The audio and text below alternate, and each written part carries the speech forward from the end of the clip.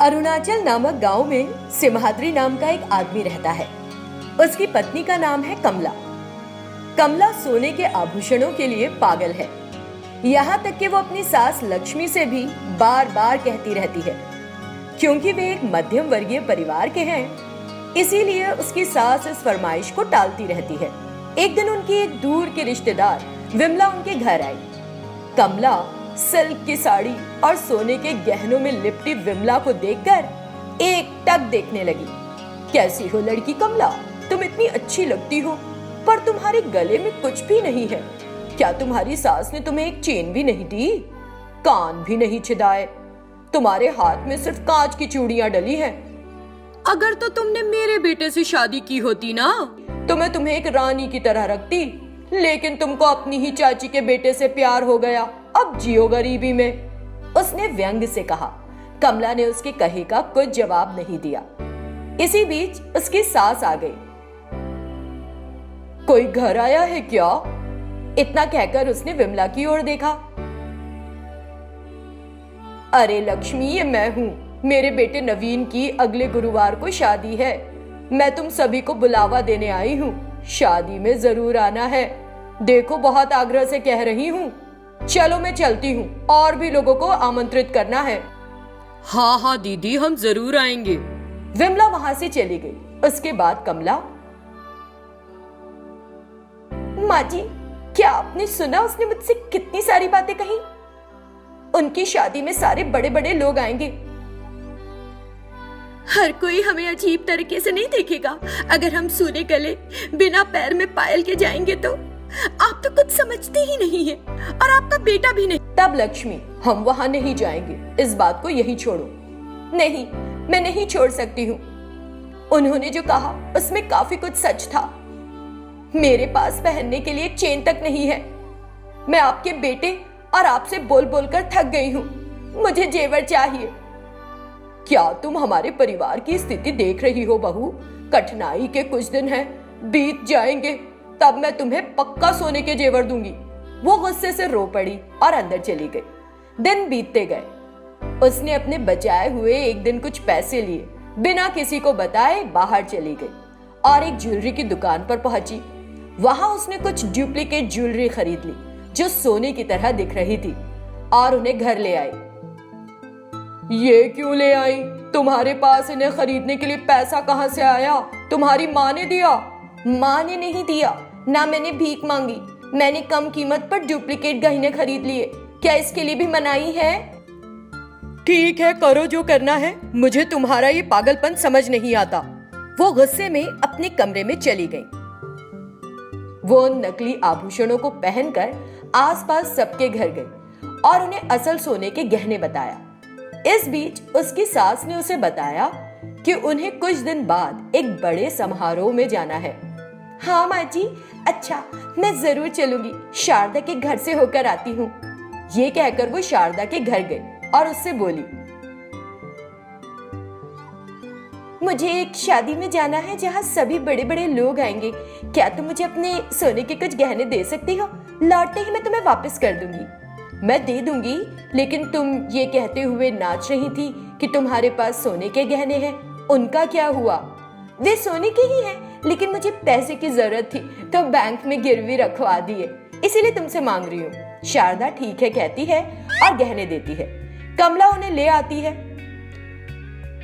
तुम उसके गहने क्यों ले आई?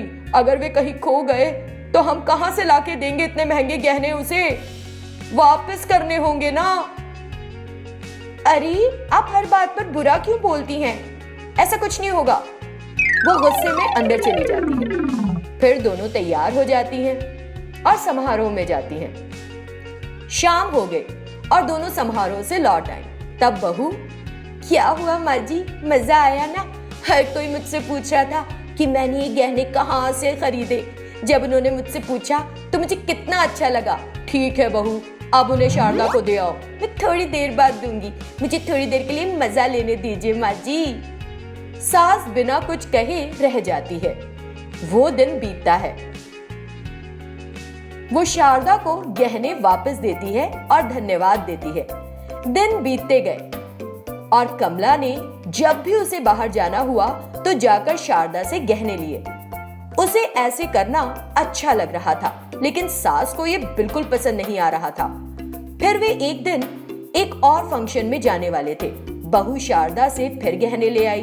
उस दिन सास और ससुर और उसका पति एक साथ फंक्शन में गए, जहां उसने सोने का हार कहीं खो दिया। वे हर जगह खोजते हैं कि हार कहां खो गया, लेकिन वो हार कहीं भी नहीं मिलने पर घर लौट आए। बहू जोर जोर से रोने लगी। माँ जी ने कई बार कहा कि नहीं लाओ गहने, लेकिन फिर भी मैं ले आई। अब मैं शारदा को क्या जवाब दूंगी? हे भगवान, मैंने कहा था कि किसी और की चीजों की आवश्यकता नहीं है। हमारे पास जो है हमें उसी में संतुष्ट होना चाहिए। मैंने तुमको कितनी बार कहा, लेकिन तुमने नहीं सुना। कम से कम 50,000 का होगा वो हार। इतना कहकर वो रो पड़ी। अगर हम उसे वापस नहीं देंगे तो क्या वो चुप रह जाएगी? हमें कुछ भी करके उसका हार वापस करना होगा। तो क्या नया खरीदेंगे? बहू भी रोने लगी। तभी शारदा वहां पहुंच गई। कमला, मेरा हार कहाँ गया? तुमने लिया था ना मेरा हार, वापस दो मुझे। इसी समय वापस चाहिए। मुझे नहीं लगता कि तुमसे कहीं खो गया है। तुम सब नाटक कर रहे हो खो देने का। मैं पुलिस थाने जाकर रपट लिखाऊंगी। हम में से किसी को भी नाटक करने की जरूरत नहीं है। वैसे भी हम तुमको तुम्हारा हार वापस दे देंगे। हमें कुछ दिन की समय सीमा दे दो। हमें कुछ दिन की समय सीमा दे दो और हम इसे निश्चित रूप से तुमको वापस करेंगे। आपस की बात है, पुलिस में रपट ना लिखाओ। जब अपनी इज्जत का इतना ख्याल था तो फिर गहनों की भीख क्यों मांगी? जो है उसी में सुकून से क्यों नहीं रही? बहू चुपचाप अपना सिर नीचे झुका लेती है। इस बीच सिम्हाद्री ने जोर से पूछा, क्या पूछ रही है वो? उसकी बात का जवाब क्यों नहीं दे रही हो? मैंने बहुत बड़ी गलती की। ये सब मेरी वजह से हुआ। इसके लिए मुझे क्या करना चाहिए? मुझे नहीं पता कि तुम क्या करोगी। मुझे मेरा हार कल शाम तक मिल जाना चाहिए, वरना मैं पुलिस में रपट जरूर लिखा दूंगी। समझ गई? इतना कहकर वो गुस्से से वहां से चली गई। एक दूसरे को देखकर सब लोग रो रहे थे। तभी चिंता मत करो, मैंने खुद ही वो हार चुराया था, पत्नी को सबक सिखाने के लिए। इस बार तो हार मेरे हाथ में है, इसीलिए कोई बात नहीं। मैंने ये सिर्फ इस बात को उसकी समझ में लाने के लिए किया था। शारदा को भी पता था। मैंने उससे पहले ही कह दिया था कि तुम्हें खरी खोटी सुनाए, इसीलिए उसने किया ये सब। मुझे बहुत अफसोस है। मेरे दिल ने सच में धड़कना बंद कर दिया था। मैं बहुत बड़ी गलती कर रही थी। जो है उसमें गुजारा करना चाहिए था। दूसरों से गहने उधार लेना और इस तरह दिखावा करना सही बात नहीं है। इस बार तो कुछ नहीं हुआ, लेकिन कभी हो ही जाता तो थाने जाना पड़ता। मेरी अकल ठिकाने आ गई है। मुझे दो वो हार, मैं उसे शारदा को दे दूंगी। दो ना। वो हार लेकर शारदा के पास जाती है। शारदा ने उसकी ओर देखा। मुझे माफ कर दो, तुम्हारे पति ने तुम्हें समझाने के लिए ये सब किया। मुझे बहुत दुख है कि मैंने तुमसे इतनी बातें कही। मुझे अफसोस है। आपने ऐसा किया तो मेरे होश ठिकाने आ गए। ये आपकी गलती नहीं है। मेरी आंखें खुल गईं, इसलिए मुझे आपका धन्यवाद करना चाहिए। वो उसे हार देती है और चली जाती है। उस दिन से कमला गहनों के नाम से भी दूर भागती है।